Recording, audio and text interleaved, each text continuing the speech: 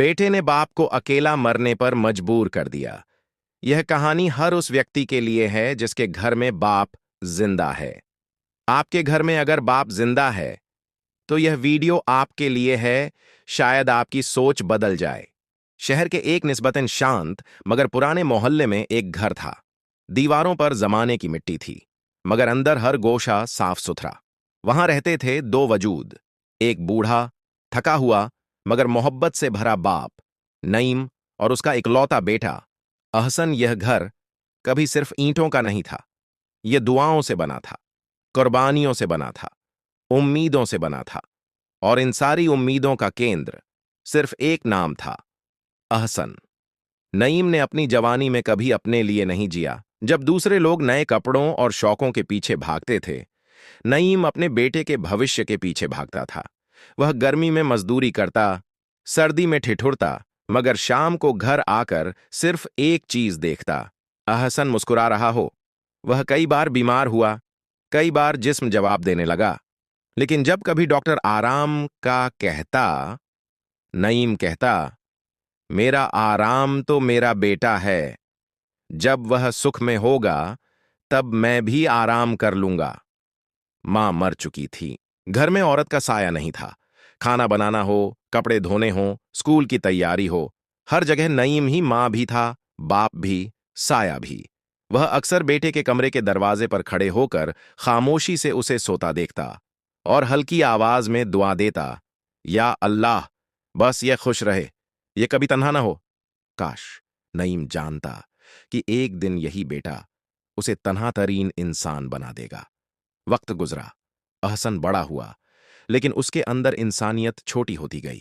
जहां दूसरों के बेटे बाप का हाथ थाम कर चलते हैं, वहां यह बेटा बाप का हाथ झटक देता था। वह दुनिया की चमक दमक में खो गया। बाहर की दुनिया ने उसे घमंड दिया, खुद परस्ती दी और एहसास छीन लिया। घर आकर चिल्लाता, लोगों के बाप बिजनेसमैन हैं और मेरे नसीब में तुमने मुझे दिया ही क्या है? न बड़ा घर, न शान, न नाम। नईम के चेहरे पर मुस्कुराहट रहती, लेकिन उसके पीछे छुपा दर्द सिर्फ वही जानता था।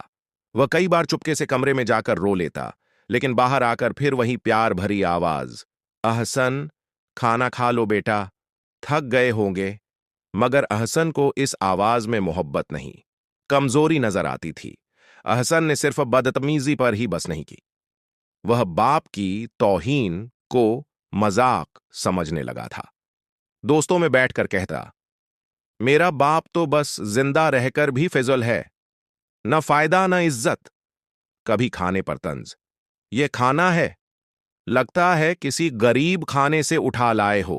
कभी पानी देर से देने पर धक्का, कभी नजरअंदाज, कभी सख्त अल्फाज। और नईम हर बार एक ही बात कहता, बेटा, मैं तुम्हारा दुश्मन नहीं हूं। मगर दुश्मनी अब अहसन के अपने दिल से थी, बाप से नहीं। एक दिन अहसन ने बड़े पैसों की डिमांड कर दी, वो पैसे जो नईम के लिए नामुमकिन थे। नईम ने टूटी आवाज में कहा, बेटा, मैं कोशिश करूंगा, मगर थोड़ा वक्त दे दो। अहसन का घमंड आग बन गया। वह चीखा, बोला, गालियां दीं और गुस्से में आकर अपने ही बाप को जोर से धक्का दे दिया। नईम फर्श पर गिरा, कमर, जोर से लगी सांस रुक सी गई, आंसू बह गए, लेकिन जबान फिर भी खामोश रही। सिर्फ एक कमजोर जुमला निकला, अहसन, मैं गिर गया हूं, लेकिन शायद तुम जिंदगी में बहुत नीचे गिर गए हो। उस दिन के बाद नईम का चलना फिरना मुश्किल हो गया। कमर दायमी दर्द में बदल गई। वह सहारे से चलता, लेकिन अहसन को फिर भी परवाह नहीं थी। वह अगले ही दिन दोस्तों के साथ घूमने चला गया, जैसे कुछ हुआ ही ना हो। वक्त खामोश नहीं रहता, दिन बदले और किस्मत ने पलट कर वार किया। वो दोस्त जो अहसन के कंधे पर हाथ रखकर घूमते थे, एक एक करके साथ छोड़ते गए। कारोबार नाकाम हुआ, नौकरी हाथ से गई, घर के पैसे खत्म होते गए, और एक दिन ऐसा आया कि वही अहसन जो अपने बाप को बोझ समझता था, खुद पूरी दुनिया के लिए बोझ बन गया। खाने के लिए पैसे नहीं, जिंदगी के लिए आसरा नहीं, और सहारा वह तो कभी बनाया ही नहीं था। वही घर, मगर एहसास बदलता जा रहा था। अहसन दिन भर खाली बैठा रहता और नईम दर्द में तड़पते जिस्म के साथ फिर भी बेटे की फिक्र करता। वह अपनी दवा छोड़कर बेटे के लिए खाना बना देता, अपनी जरूरतें छोड़कर उसके आराम का सोचता। एक रात अहसन जागा तो देखा नईम चुपके से बैठा सांसें संभाल रहा था। किचन में देखा 2 प्लेटें थीं, एक में खाना, दूसरी खाली। अहसन ने पूछा, आपने खाया नहीं? नईम मुस्कुराया, भूख नहीं थी बेटा, बस पानी पी लिया। लेकिन रेफ्रिजरेटर में कोई दूसरा खाना नहीं था। हकीकत चीख रही थी। बाप ने फिर अपना हिस्सा कुर्बान कर दिया था। वो रात अहसन के दिल पर पहली हल्की सी चोट थी, लेकिन अभी भी घमंड जिंदा था, एहसास नहीं जागा। नईम की बीमारी बढ़ती गई। एक दिन डॉक्टर ने साफ कह दिया उसे दवाइयों से ज्यादा मोहब्बत चाहिए, वरना ज्यादा वक्त नहीं। वो रात घर बहुत खामोश था, हवा तक धीमी चल रही थी। कमरे में सिर्फ 2 सांसें थीं, एक कमजोर, एक बेचैन। नईम ने मुश्किल से हाथ बढ़ाया।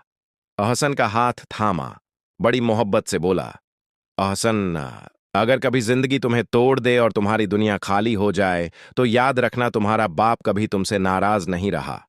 यह जुमला मुकम्मल हुआ और साथ ही नईम की सांसें हमेशा के लिए रुक गईं। घर की खामोशी अब कब्रिस्तान जैसी थी। एक साया हमेशा के लिए खत्म हो गया था। एहसन चीख कर रोया, जमीन पर गिरा उन हाथों को चूमता रहा जिन्हें कभी धक्का दिया था।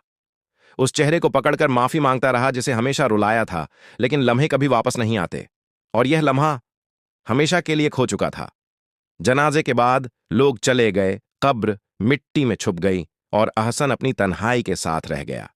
अब उसके पास था शर्मिंदगी, एहसास ए गुनाह और ऐसी सजा जो हर सांस के साथ जला देती थी।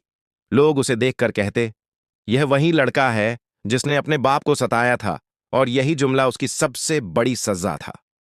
दिन महीनों में बदले, महीने बरसों में, और अहसन हर रात एक ही जुमला रोते हुए कहता, काश मैंने अपने बाप को न ठुकराया होता, काश एक दिन उसे गले लगा लिया होता, काश एक बार कह देता, अब्बा मैं आपसे मोहब्बत करता हूं। मगर काश से कभी तकदीर नहीं बदलती, ये सिर्फ जलता हुआ एहसास छोड़ जाती है। बाप दरख्त नहीं होता, वह साया होता है, और जब साया हट जाए, जिंदगी की धूप इंसान को जलाकर रख देती है। अहसन का अंजाम यही था, जीते जी कब्र जैसी जिंदगी